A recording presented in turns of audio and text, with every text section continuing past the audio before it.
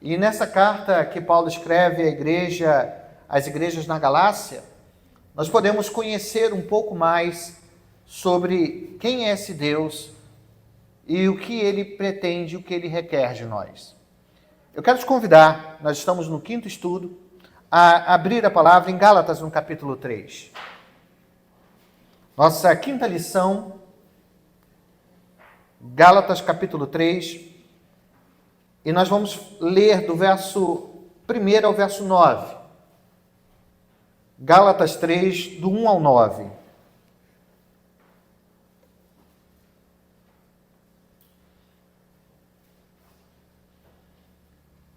Gálatas 3, do 1 ao 9. Eu quero te convidar a acompanhar a leitura.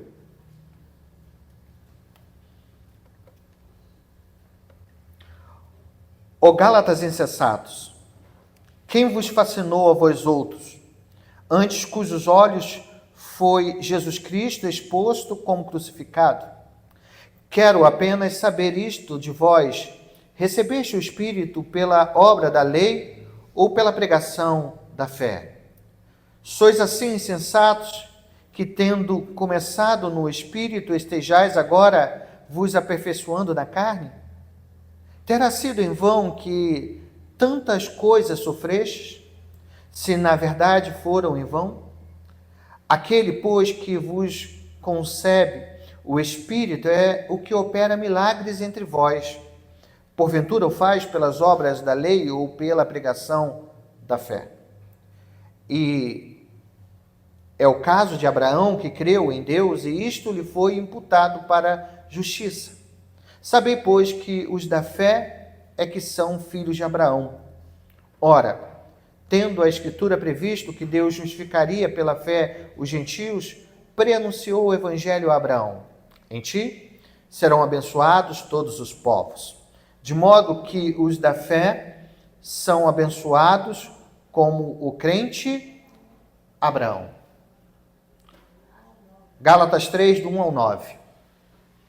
Eu achei interessante e importante fazer a leitura desse texto para que vocês fixem estas porções, essa porção das Escrituras no seu coração. Como nós temos feito o estudo e os estudos que nós temos apresentado têm sido de forma expositiva, ou seja, verso a verso, nós vamos trabalhar, pelo menos eu quero tentar chegar ao verso 9 hoje. E se não der, a gente dá continuidade da onde a gente parou na próxima aula. Mas eu quero me deter um pouco nesses versos, porque aqui começa uma nova etapa na carta de Paulo. Essa carta de Paulo, ela tem, como você sabe, 6 capítulos. E ele divide em 3 etapas esses 6 capítulos. A primeira etapa nós já estudamos, do 1 ao 2, capítulo 1 e capítulo 2.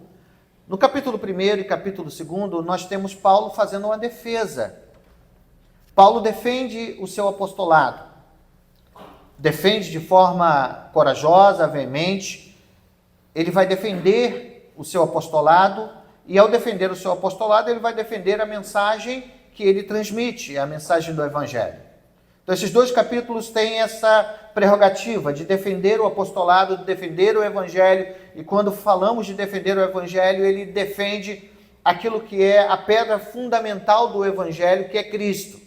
Ele está defendendo a Cristo. E defendendo o Evangelho, defendendo a Cristo, ele vai defender o conteúdo do Evangelho, e nesse conteúdo do Evangelho ele defende a justificação pela fé e a fé em Cristo Jesus. Nós vimos isso até aqui.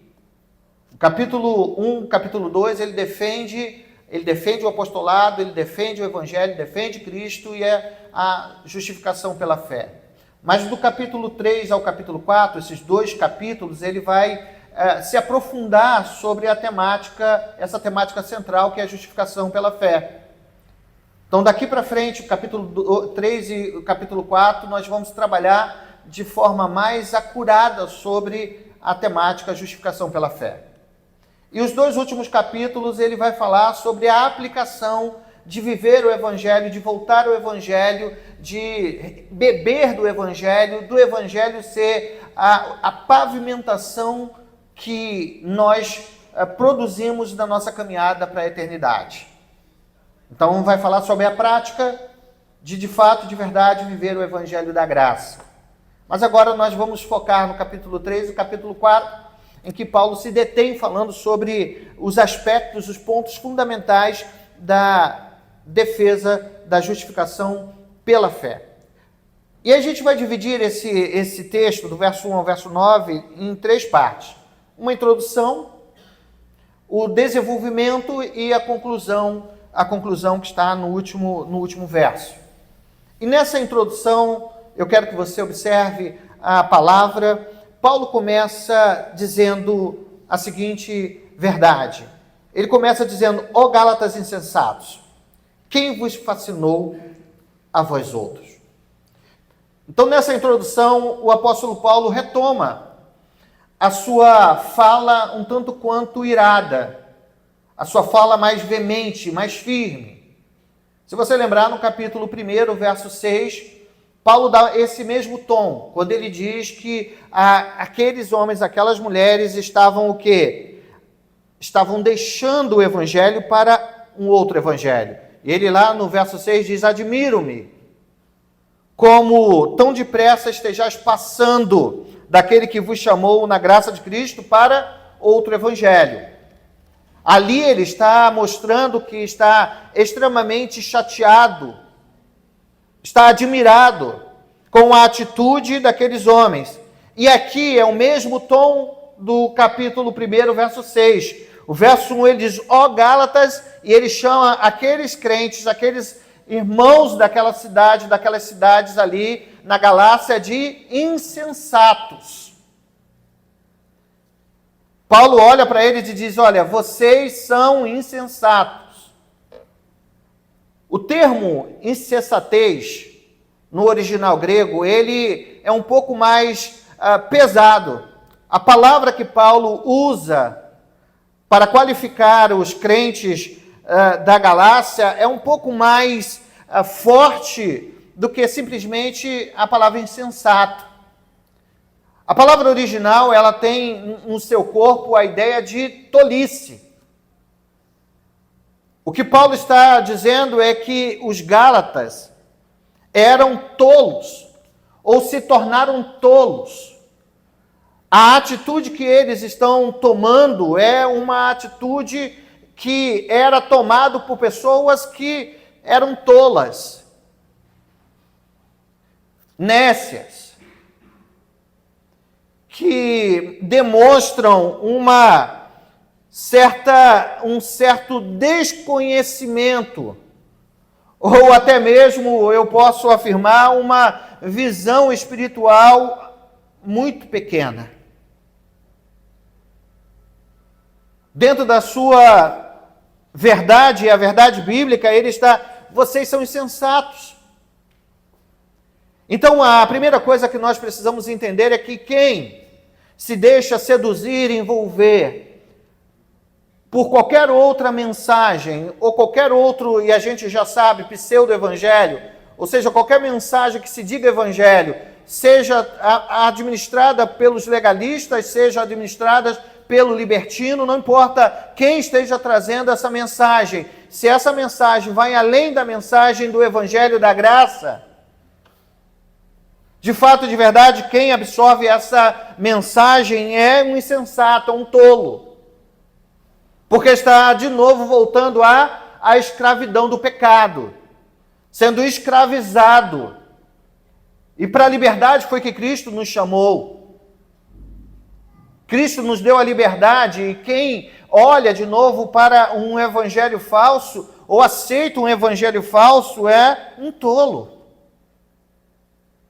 Talvez nós possamos parar para pensar na nossa história quantas pessoas nós conhecemos que tomaram a mesma atitude de tolice, se tornaram tolos, depois de ouvir o Evangelho, de se debruçarem nas Escrituras, de buscarem a conhecer a Cristo, acabaram se enveredando, ouvindo, dando vozes ou deixando que aqueles perturbadores tirasse-os do caminho. Para esses, Eles são chamados por Paulo de tolos, insensatos. E nós precisamos tomar muito cuidado para que nós não venhamos a ser achados como tolos ou insensatos, ouvindo e dando vozes àqueles que querem tirar a paz da igreja, a unidade da igreja e então fazer com que venhamos a apostatar. Então, a primeira coisa, Paulo os chama de tolo, de insensatos, mas ele continua e diz: e agora então, quem vos fascinou a vós outros? Então, a segunda coisa é, ele agora vira a sua fala ou a sua metralhadora para, mais uma vez, aqueles que estavam pregando o evangelho ou pregando o novo evangelho. Quem vos fascinou a vós outros? É claro que a pergunta é retórica. Paulo sabe quem é. Paulo está convivendo com os fariseus ou com os novos fariseus. Paulo está convivendo com aqueles legalistas que querem colocar, incutir na mente dos crentes que Cristo e mais alguma coisa era necessário para a salvação. Cristo e as leis, Cristo e a circuncisão, Cristo e o guardar os alimentos. Paulo sabe quem é, mas ele olha para eles e diz: peraí, quem vos fascinou? Quem são esses? Lembre-se que Paulo permaneceu ali aproximadamente 2 anos. E eles tinham um relacionamento com Paulo. Um relacionamento de intimidade, de proximidade. Agora chegam alguns e estão ali há tão pouco tempo. De fato, eles nem conheciam a procedência daqueles que ali estavam, daqueles judaizantes. E agora eles vão dar ouvidos àqueles que acabaram de chegar. É por isso que eles são insensatos. Mas ele olha e diz: quem vos fascinou a vós outros? A palavra fascinar é interessante, porque o termo fascinar é um termo que era usado comumente no momento em que havia algum ritual. Fascinar é um termo que era utilizado para aqueles que foram enfeitiçados. Claro que Paulo sabe que eles não foram enfeitiçados, mas ele está usando o termo para dizer o quanto esses que ali estavam conseguiram chamar a atenção deles. Vocês estão como que enfeitiçados por essas pessoas. Vocês não têm controle. Essas pessoas dominaram a sua mente e o coração de vocês de tal forma que vocês não conseguem atinar. Vocês foram dominados por esses, enfeitiçados. Me faz lembrar, eu não sei, os mais antigos vão lembrar dessa história, né? Tinha uma historinha que de vez em quando a gente assistia, ouvia, na época de escola eu ouvia muito, né? Que é a história do encantador de rato.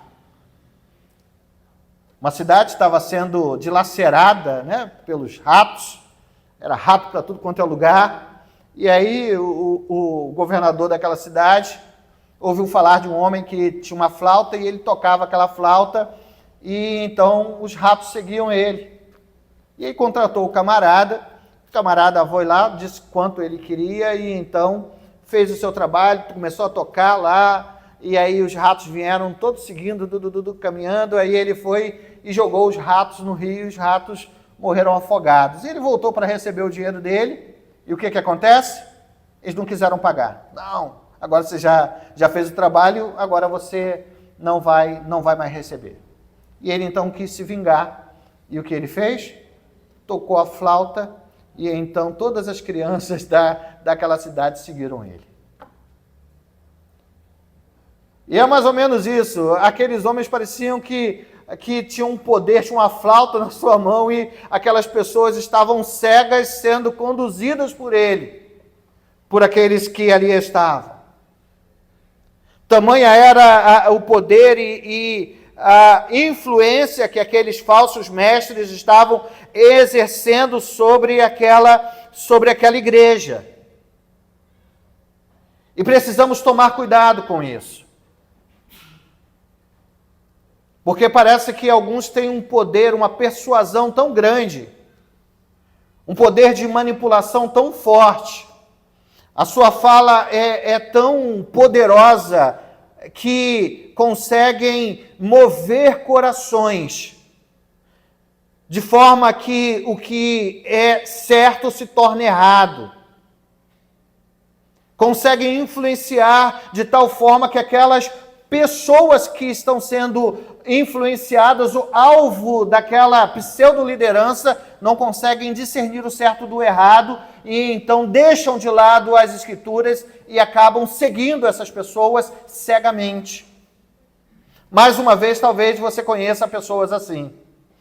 Lembra que no domingo eu comentei isso, que aqueles falsos mestres, eles estavam falando aquilo que estava no seu coração e que fazia bem para eles, mas ao mesmo tempo era o que aquelas pessoas queriam ouvir. Porque é muito difícil, queridos, é muito difícil quando você vive uma vida escravizada, acorrentado, você se vê livre. Porque a liberdade também é cara. A independência é cara. Você agora tem liberdade. E aí então é um novo salto. É um salto de fé em que muitos têm medo de viver essa liberdade, porque viveram sob o jugo há muito tempo. E viver sob o jugo é mais fácil, porque você não precisa você não precisa tomar decisões. Tomam decisões por você. Então, quando você é liberto, às vezes você ainda tem no coração de continuar no mesmo cativeiro. Lembra do povo de Israel? Pediram tanto por libertação, Deus enviou Moisés foi usado por Deus e então eles atravessaram o Mar Vermelho, chegaram no deserto e no período do deserto, o que eles quiseram fazer? Voltar, lembrando, das migalhas que os egípcios davam para eles, mesmo com um serviço pesado, com a escravidão, para eles era mais fácil. E quando o falso mestre traz uma pregação como essa, para muitos faz sentido, porque é muito mais fácil continuar sobre o peso, sobre a chibata do pecado, ou de qualquer um outro. Então, nesse texto, Paulo alerta para esta verdade de que há muitos que ainda hoje estão fascinando pessoas, tirando-os do caminho, apresentando a eles caminhos tortuosos. E Paulo diz, mais uma vez, quem vos fascinou a vós outros? Aí, então, ele faz uma introdução a um próximo passo. Agora ele quer provar, ele quer apresentar àqueles que ali estavam num processo difícil, mas num processo que estava cada dia mais evidenciado de apostatar. Mas ainda não aconteceu, o processo não terminou. Mas agora ele quer mostrar de forma experimental.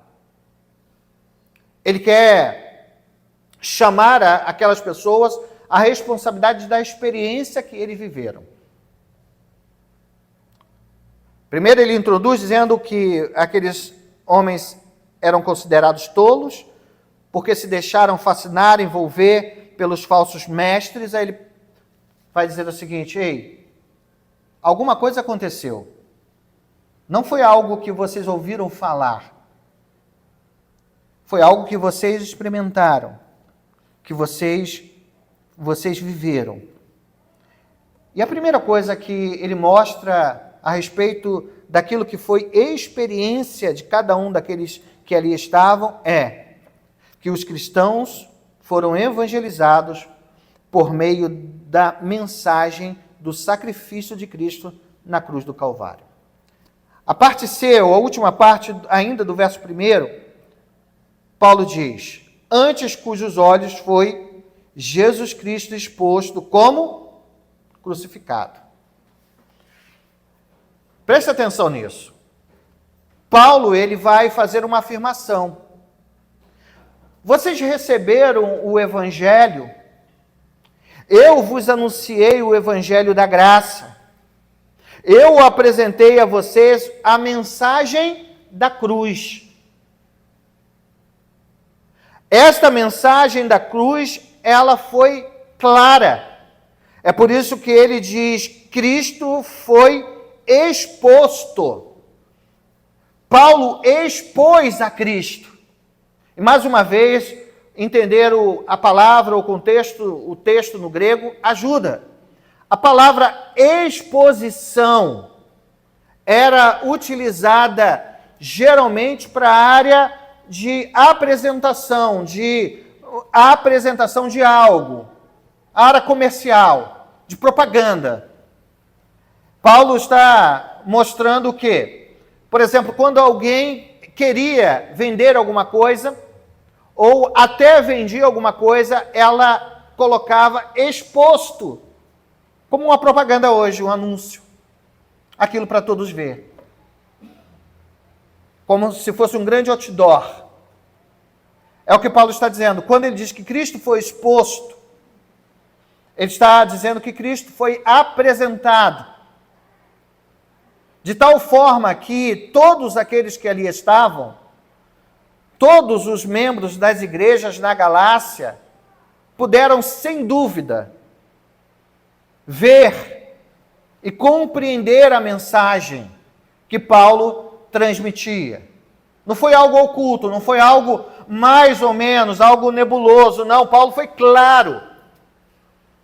Ele teve 2 anos, entre idas e voltas, para expor a Cristo. E ele vai dizer como ele expõe, ou seja, o conteúdo, parte do conteúdo da sua mensagem sobre Cristo. Ele expõe Cristo como crucificado. É importante lembrar que Paulo ele vai fazer uso dessa temática de Cristo crucificado muitas vezes. E uma delas eu quero compartilhar com você é a primeira carta de Paulo à igreja em Corinto. Você pode abrir? 1 Coríntios, no seu capítulo 1.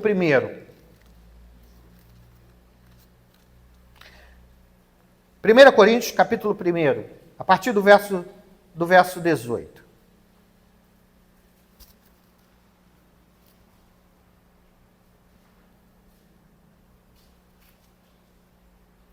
Primeira Coríntios, capítulo 1.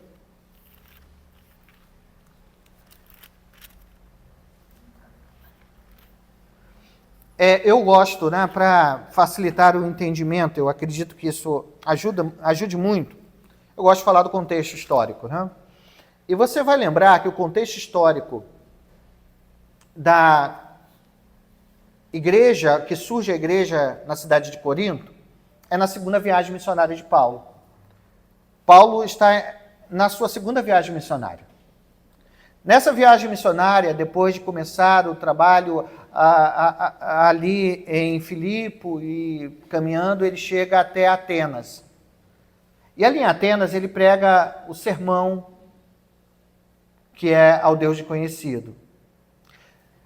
Quando ele termina aquele sermão, parece-nos que aquele sermão que é cheio de teologia, de filosofia, de história, de poesia, ele é um sermão que tinha tudo menos a centralidade do Evangelho. E ali Paulo se frustra, porque ele não deixa a igreja presbiteriana ou a igreja na cidade de Atenas. Não há uma igreja, não é formada uma igreja em Atenas. E ali ele precisa sair dali e ele vai, levado até um ponto, vai sozinho para a próxima cidade, que é a cidade de Corinto. Chega lá em Corinto, ele encontra a Priscila e Áquila, está sozinho, porque os seus companheiros, eles ficam, e sozinho ali ele se junta com Priscila e Áquila, começa o trabalho evangelístico, o trabalho de pregação da palavra, mas ainda meio que amedrontado, porque não deu certo lá na outra cidade. E então, quando ele vê que chega os seus colaboradores e traz a oferta, ele resolve se lançar ao trabalho missionário, mas o texto narra que à noite Jesus o visita.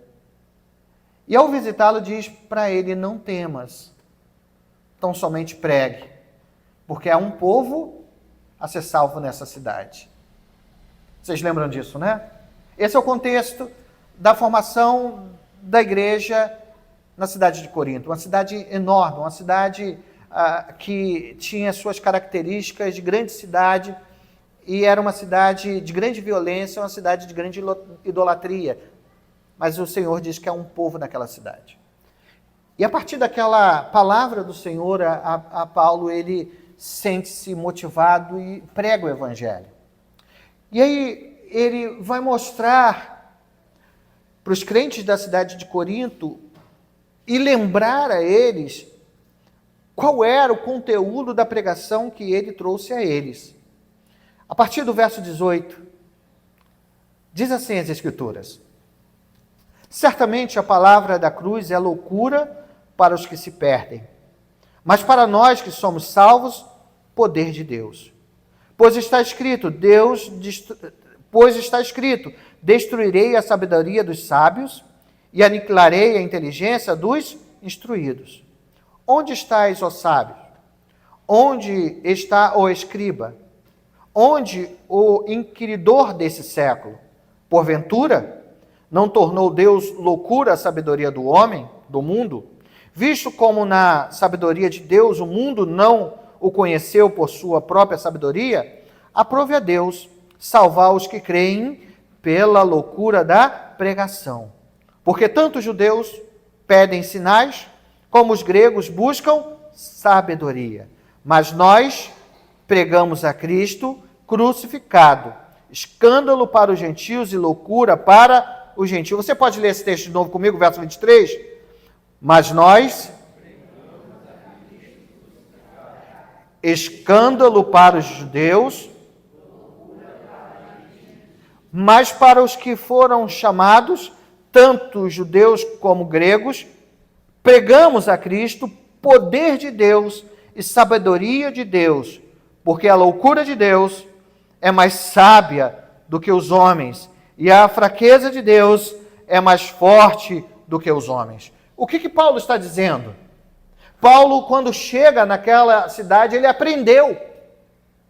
Ele aprendeu que ele não deve perder tempo, que ele deve anunciar àquelas pessoas que ali estão a mensagem da cruz, trazer a eles de forma exata, de forma direta, sem rodeios, que Jesus, ele veio para morrer em nosso lugar, porque Jesus veio para nos substituir naquela cruz, que era o lugar onde eu e você deveríamos estar pregados. A mensagem de Paulo é a mensagem da cruz. A centralidade desse evangelho é o sacrifício vicário de Cristo, é a entrega de Cristo. Não se preocupe. Nós vamos falar sobre isso no próximo estudo.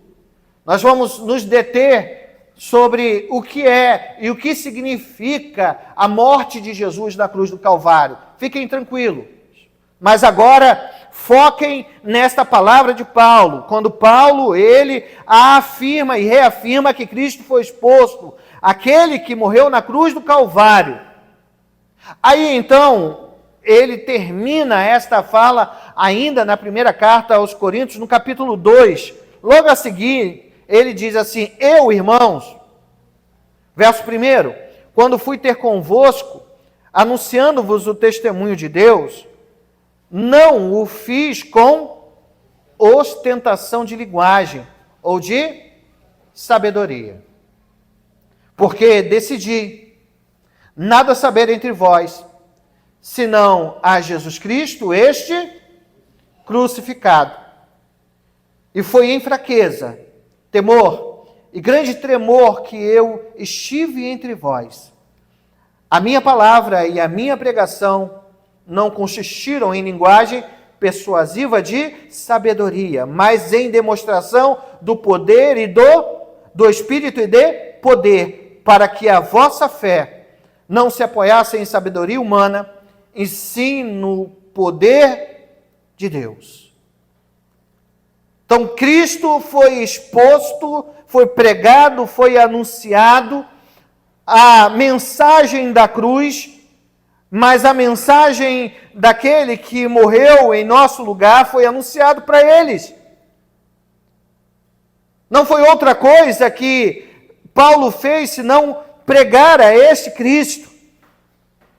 A mensagem da cruz destaca a obra de Cristo e destaca que esta obra foi completa na cruz. Está consumado, disse ele.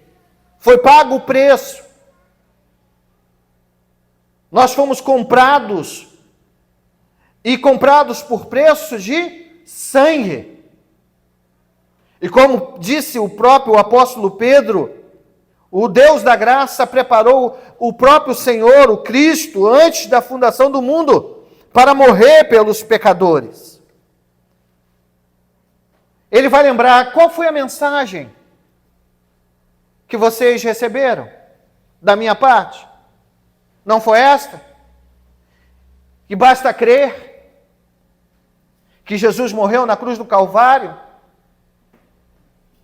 A mensagem da cruz, a cruz que também estava vazia, porque Cristo venceu a morte, o túmulo vazio, porque Cristo ao terceiro dia ressuscitou. Não foi esta a mensagem que eu vos anunciei? Não foi isso que vocês vieram a crer? Não foi esta verdade que saltou ao coração de vocês? E por isso vocês deixaram a idolatria que vocês viviam? A escravidão que dominava vocês? Não foi por isso que vocês tiveram a vida de vocês transformada por esta mensagem da cruz? E agora vocês estão ouvindo uma mensagem que vai além da cruz? Não basta Cristo ter morrido na cruz do Calvário, mas além dele ter morrido na cruz do Calvário, vocês também precisam morrer, presos, aprisionados pelo jugo dos judaizantes. Por isso que eles são insensatos, porque Cristo foi exposto a eles, o evangelho da graça foi exposto a eles, e agora eles estão ouvindo o canto da sereia. Mas a segunda questão da experiência que eles vivenciaram, porque a primeira parte da experiência foi esta: eles experimentaram a verdade da palavra. Mas a segunda verdade é o que Paulo vai dizer no verso 2. Ele diz: quero apenas saber isto de vós. Vocês receberam o Espírito pelas obras da lei ou pela pregação da fé? Aqui, irmãos, daria mais 1 hora de estudo. Né? Aqui a gente envolve a Santíssima Trindade. Paulo, ele diz: quero saber, me digam isto. Vocês receberam o Espírito. Ponto. Ele não está dizendo que há algum tipo de probabilidade deles não terem recebido, ok? Ele está afirmando: vocês receberam o Espírito. E aí ele vai perguntar: como vocês receberam o Espírito? Pelas obras ou pela fé? Como o Espírito Santo veio sobre eles? Através das obras da lei. E aí você precisa lembrar, né, que Paulo está combatendo os judaizantes em 2 pontos principais. Quais são os 2 pontos? A circuncisão e os alimentos, a lei alimentícia. O que Paulo está perguntando: vocês receberam o Espírito Santo? Lembra da promessa do Espírito Santo? ministrada sobre o profeta disse que haveria um tempo em que todos receberiam o Espírito Santo. Aqui, então, Paulo diz, vocês receberam o Espírito Santo pela obra, pelo seu trabalho ou pela fé? E é claro, eles sabem, porque foi assim, né? Eles não têm como negar esta verdade, porque foi através da pregação da palavra, pela pregação do Evangelho, que eles vieram a crer. E entendam que aqui há um ponto que precisa ficar muito claro para você. Quando é que um crente, quando é que alguém recebe o Espírito Santo? Esperem que eu não quero falar de mim. Mais uma vez eu quero me utilizar das Escrituras. Abram as Escrituras no primeiro grande sermão. Abram as Escrituras. Primeiro vou um pouco mais adiante. Atos 10. Atos 10, 47. Você vai lembrar disso. Atos 10, 47. E aí a gente vai seguir o próximo texto. Atos 10, 47.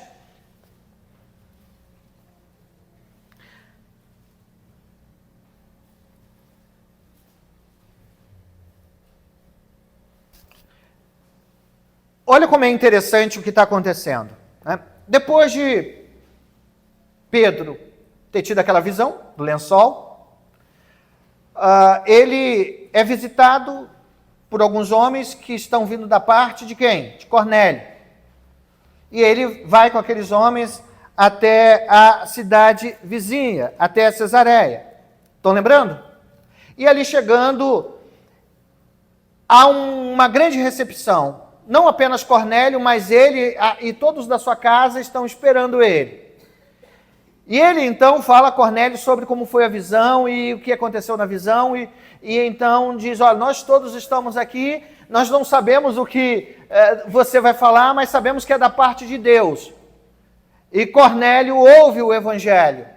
Ele e toda a sua casa ouve o Evangelho. Ouve a pregação da palavra, e quando Pedro ainda estava falando, é isso que diz o verso 44, caiu o que sobre eles? O Espírito Santo. Sobre todos os que ouviram o quê? A palavra. Olha a associação. O que Paulo diz lá, naquele texto, no texto de Gálatas? Vocês receberam o Espírito Santo pelas obras da lei ou pela pregação da fé? Foi através de obra ou pela pregação da fé? É claro que foi pela pregação. E aqui está a forma em que os gentios, pela primeira vez, recebem o Espírito, porque Cornélio e toda a sua família não eram judeus. O Espírito Santo já tinha sido administrado ou apresentado à igreja. Você lembra lá? Atos dos Apóstolos, lá no início, quando estavam todos reunidos num cenáculo. O que eles estavam fazendo ali no cenáculo? Estavam orando, estavam cultuando, estavam adorando ao Senhor. E então, sem avisar, o Espírito Santo vem como um vento veemente, como línguas de fogo, e pousa sobre a cabeça daqueles que ali estavam. E então todos ficam o quê? Cheios do Espírito Santo, e começam a glorificar a Deus e exaltar a Deus. E ali então nós temos o primeiro grande sermão, porque logo após uma grande multidão se aproxima, porque houve aquelas pessoas, aqueles que ali estavam, aqueles 120 que estavam ali falando e glorificando a Deus, e um mistério acontece que eles falam e eles entendem na língua materna deles. Então Pedro prega, e aproximadamente 3.000 pessoas se rendem aos pés do Senhor.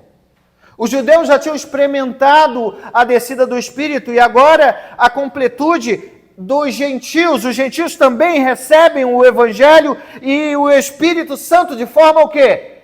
Tardia ou automática? Eles ouviram a palavra, e o Espírito Santo o que fez? Adentrou em seus corações. E então o verso 47 diz assim, a resposta de Pedro, Atos 10, verso 47. Porventura, pode alguém recusar a água para que não sejam batizados estes, que assim como nós, o que receberam? O Espírito Santo. Aqui, então, nós temos a prova de que é exatamente no momento em que a palavra, a eficácia da palavra do Evangelho entra no coração, naquele mesmo momento, o Espírito Santo toma o coração e a alma daquela pessoa. Agora, olhem o capítulo 11. Nem precisa paginar, eu acho, né? Está aberto aí o texto. Capítulo 11, quando Pedro precisa voltar, aconteceu um milagre. Os gentios recebem o Espírito Santo, ele volta para Jerusalém, e os judaizantes que ali estavam, né, já infiltrados, provocam Pedro e dizem: olha, Pedro, você é líder da igreja, entrou na casa de gentios e ainda comeu com os gentios? Explica o que está acontecendo. E Paulo, então, explica o que aconteceu. E durante a sua explicação daquilo que aconteceu naquela casa, na casa daquele gentio, o verso 13 ao verso 18 diz assim, 11, 13 a 18. E ele nos contou como vira o anjo em pé em sua casa e que lhe dissera: envia a Jope e manda chamar Simão, por sobrenome Pedro. Verso 14, o qual te dirá palavras mediante as quais serás o quê? Salvo. O anjo diz que aquelas palavras que o homem chamado, que ele não conhecia, Simão, traria, que tinha o apelido de Pedro, seriam palavras de vida, boas novas. Então, as quais seriam salvos tu, e glória a Deus por isso, tu e tua casa. Verso 15, quando, porém, comecei a falar, o que aconteceu? Caiu o Espírito Santo sobre eles, como também sobre nós no princípio.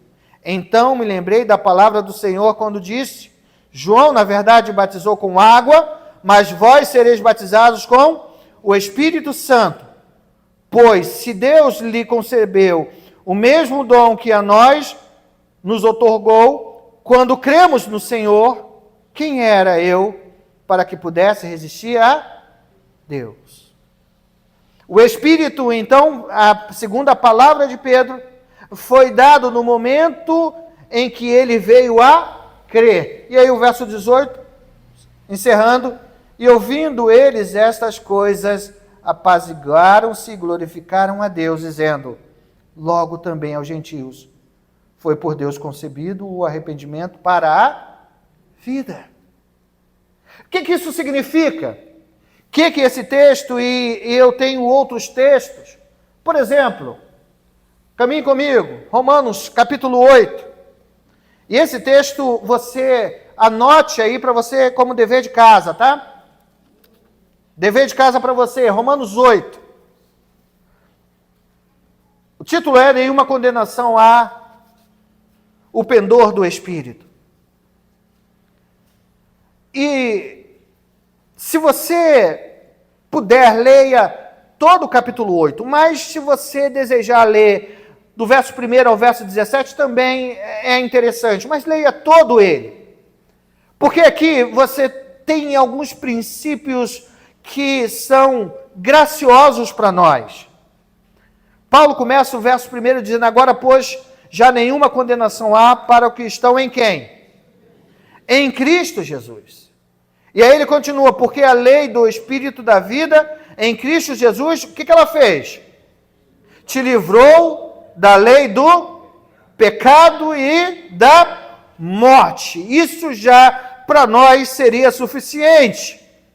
Mas aí então eu quero dar um salto pelo tempo que nós precisamos cumprir o nosso horário. O verso 9 ele diz assim: vós, porém, não estáis na carne, mas no Espírito, se de fato o Espírito de Deus habita em vós.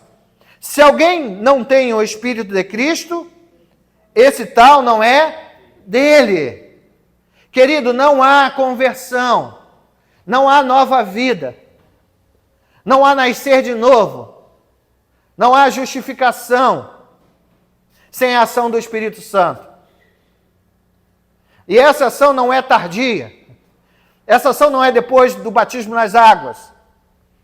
Essa ação não é depois de uma busca incessante. Sobe monte, desce monte. Campanha do Espírito Santo, né? Para o Espírito Santo vir. Tem até curso, né? Não. O Espírito Santo não é algo posterior à conversão. O Espírito Santo é a realidade na hora da conversão. É no momento em que fomos impactados pela palavra, é no momento, na hora marcada, no tempo em que Cristo trouxe vida. Lídia, quando ela estava ouvindo o sermão de Paulo, ela recebeu o Espírito Santo quando? No momento em que os olhos dela foram abertos para compreender o que Paulo falava. O Espírito Santo se torna presente e faz morada nos nossos corações no momento da nossa conversão. Sem a ação do Espírito Santo não há conversão. E aqui, por favor, eu quero abrir aqui aspas do nosso estudo.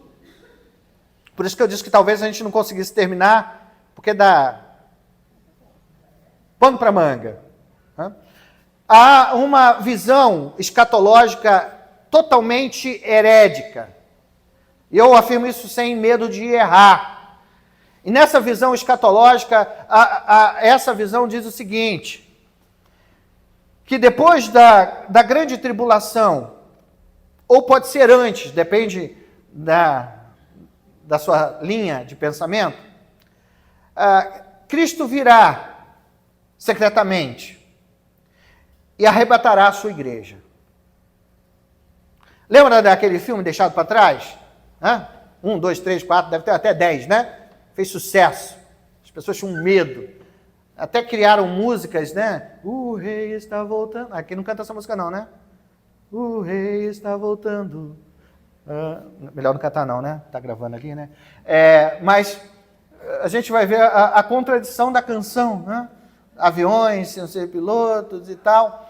Essa visão teológica diz que a igreja sobe. E com a igreja o Espírito Santo.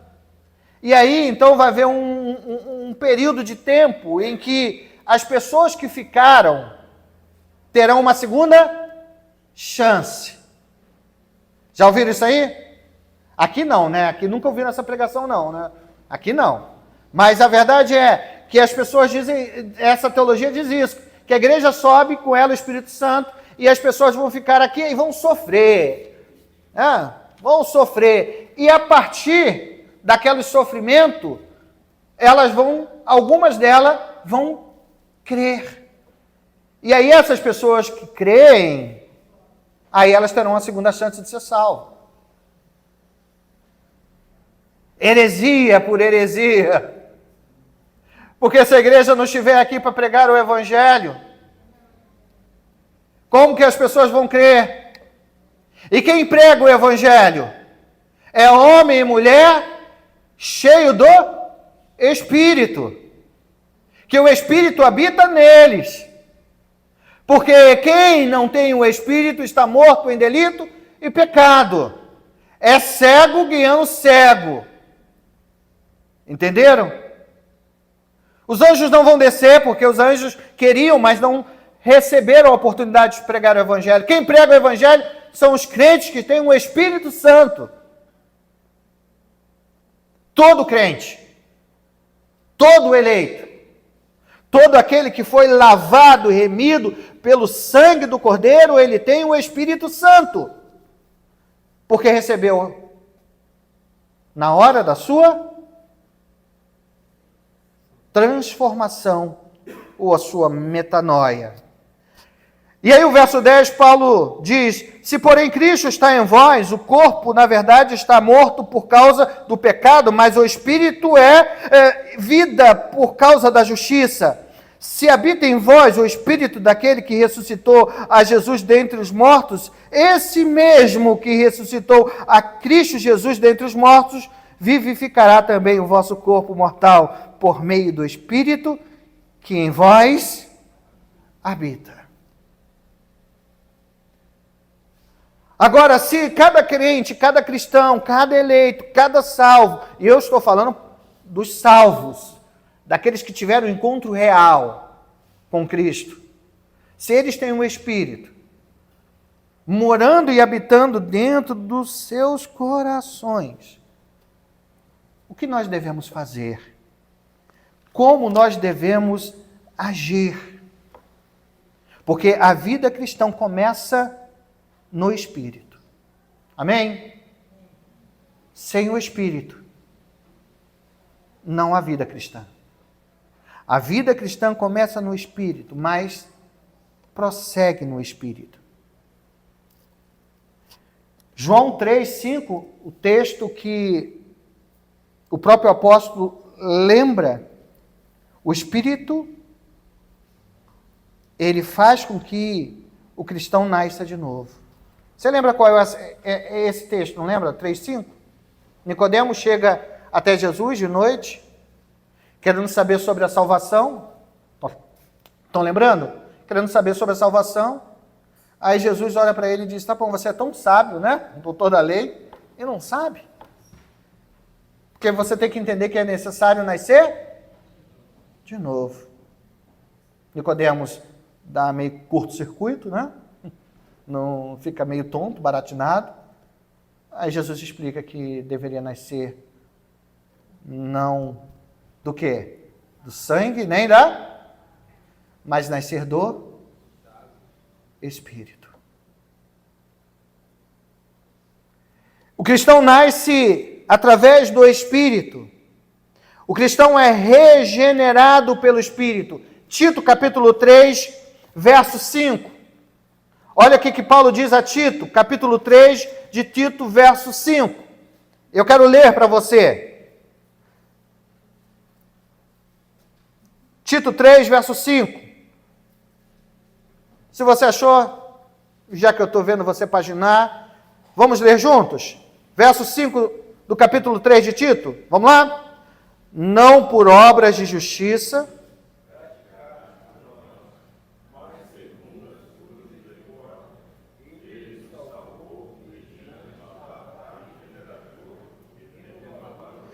olha que texto lindo.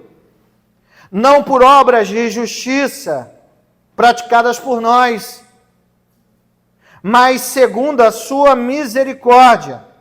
Ele nos salvou mediante o lavar regenerador e renovador do Espírito Santo. É o Espírito Santo que nos lava espiritualmente. É o Espírito Santo que renova os nossos corações. É Ele que age. E esse Espírito que produz o novo nascimento, que nos lava, que nos regenera, é Ele que é a garantia de que nós chegaremos. Sabe aonde? Na terra prometida, em que Jesus foi preparar lugar para nós. É isso que Paulo vai dizer e vai reafirmar quando ele escreve a carta aos Efésios. A gente já estudou sobre a carta aos Efésios, mas eu quero ler com você o verso 13 e o verso 14, que comprovam a verdade que nós somos selados pelo Espírito Santo. O verso 13 diz assim: em que também vós, depois de ouviste a palavra da verdade, olhem como tudo está atrelado a o ouvir. E ouvir a palavra. Em que também vós, depois de ouvistes a palavra da verdade. Qual é essa palavra? O evangelho da vossa salvação. Tendo nele também crido, foste o quê? Selados com o Espírito da promessa, o qual é o penhor da vossa herança, até o resgate da vossa propriedade, em louvor da sua glória. Alegrem-se com esse texto, porque esse texto afirma para mim e para você que o Espírito Santo jamais nos deixará, que ele habita seguramente no nosso coração, que ele é como um selo de uma carta. A carta só chega ao seu endereço se ela estiver devidamente selada. O Espírito Santo é este selo da promessa, o qual é o penhor da nossa herança até ao nosso resgate, até a segunda vinda de Cristo. O Espírito Santo não deixa o crente,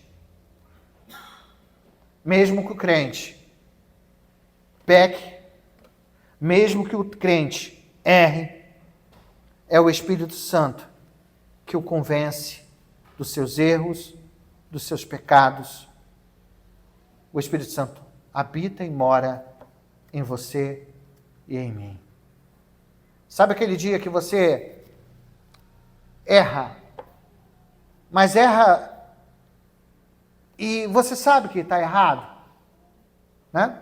A gente tem hora, né, que a gente toma uma atitude equivocada e aquilo martela no nosso coração.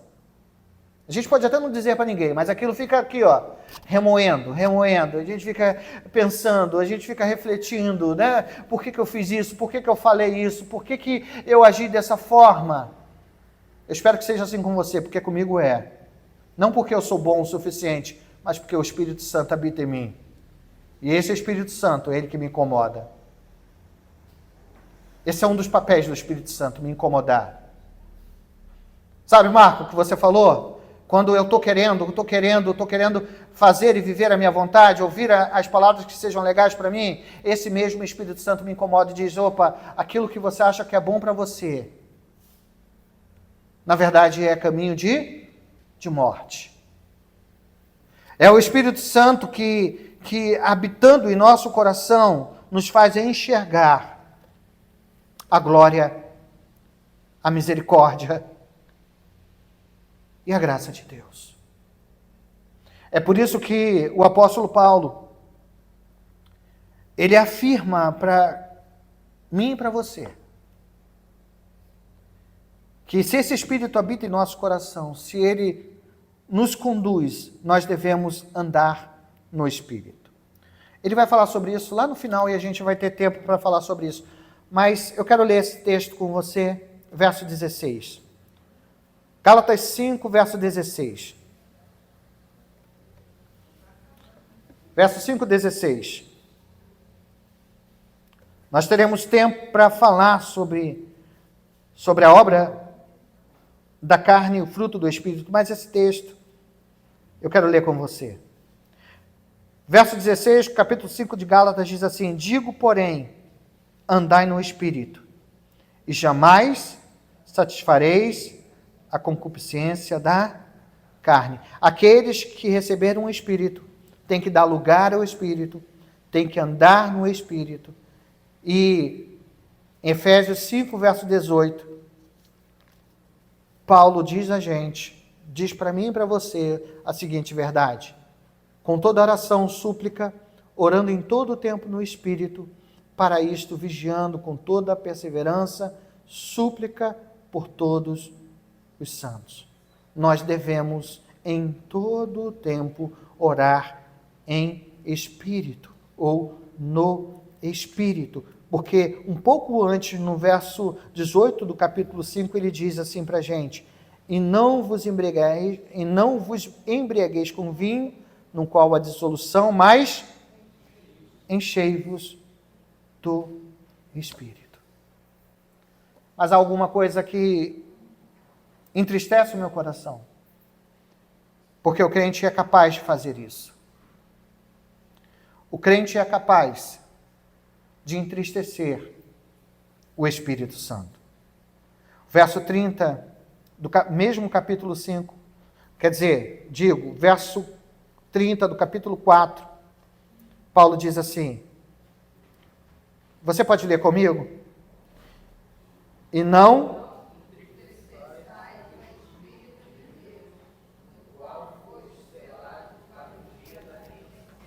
e não entristeçais o Espírito de Deus, no qual foste selado para o dia da redenção. Eu quero encerrar a nossa primeira parte do estudo, trazendo à sua memória a verdade de que nós podemos observar e ver o que é o Evangelho a partir da nossa própria experiência com Deus. Através das Escrituras, por meio da pregação, do nosso viver e da ação do Espírito Santo em nós. O Espírito Santo habita em nós.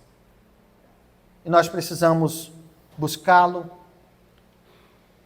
e ser cheios, repletos deste Espírito.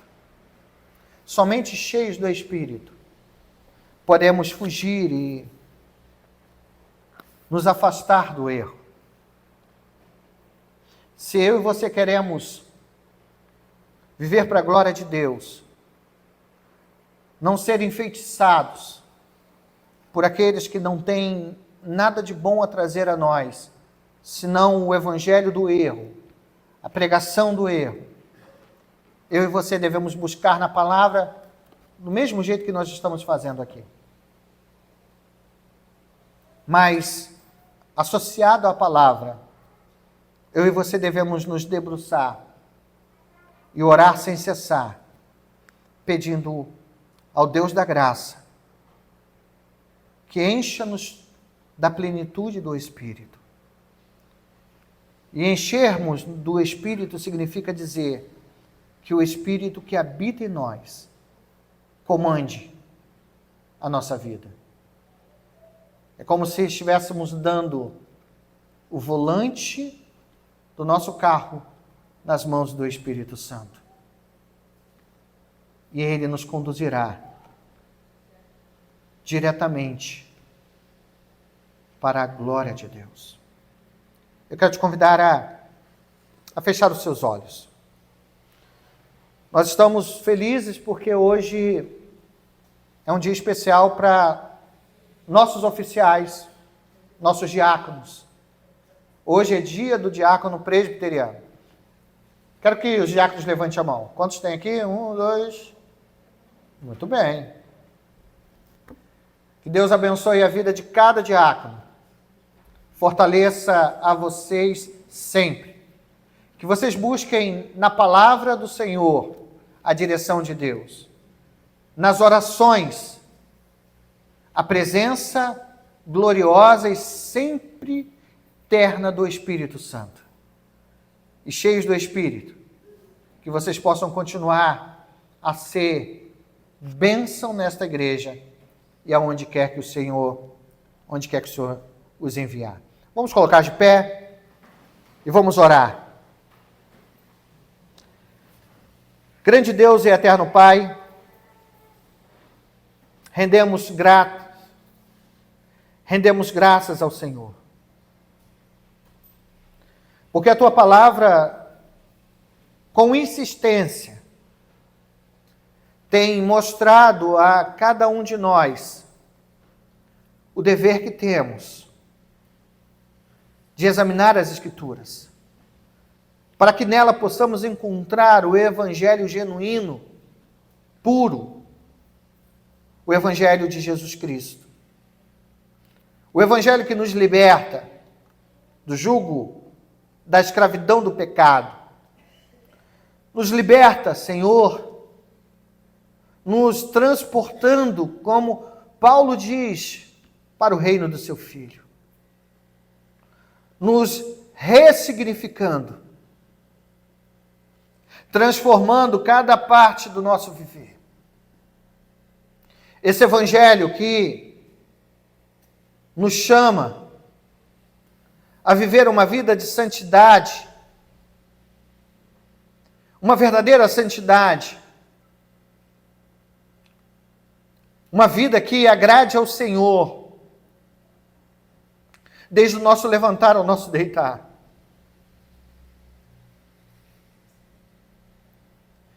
Esse evangelho que é poderoso para salvar o perdido pecador. Esse evangelho que aponta a Jesus como o Salvador dos eleitos. Aponta que Cristo, na cruz do Calvário, cumpriu o papel que ele, antes da fundação do mundo, se propôs a exercer. O papel de substituto. O Cordeiro sem mácula e sem pecado, que morreu no nosso lugar. Esse evangelho que é o poder de Deus, é o teu poder, Senhor, para salvar a que crê. Esse evangelho que aponta para o túmulo vazio, porque Cristo venceu a morte. E agora reina pelo século dos séculos. E Ele enviou o Espírito Santo para habitar em nossos corações e nos garantir a eternidade ao seu lado. Não importa o que vivamos aqui, não importa as provações que passemos, o Senhor nos conduzirá em triunfo para aquele grande dia, o dia do Senhor. Agradecemos a Deus pela vida dos nossos diáconos, não apenas dos nossos, mas cada diácono que trabalha, que labuta, que se esforça por servir ao Senhor, servindo ao próximo. Continua a abençoá-los, a abençoar as suas famílias, a trazer à memória dos teus filhos que no Senhor o trabalho deles não é em vão, como o nosso também não há. Obrigado por tudo que o Senhor tem feito. Nós oramos agradecidos. Oramos não em nosso nome, mas oramos no nome de Jesus Cristo, aquele que vivo reina pelo século dos séculos. Amém.